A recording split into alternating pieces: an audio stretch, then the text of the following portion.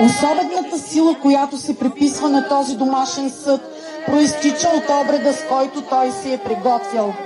Много рано в зори момите, заедно с ергените, отиват там, където има от тази специална глина. Когато ходят за глина, момите пеят песни.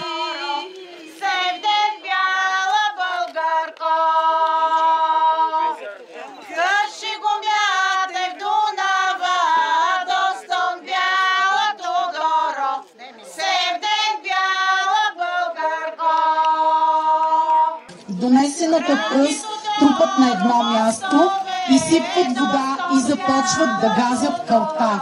Докато газят кълта напред-назад, отгоре се слага плява, за да може да се получи спойка и съдът да стане по-издръжлив за печенето. Има поверие, че който е газал бос из кълта за подница и да настъпи змия пред лятото, ще не е уязвим. След като се изгази хубаво кълта, започват да правят подниците. Тази работа се извършва от по-старите жени, като по-вещи.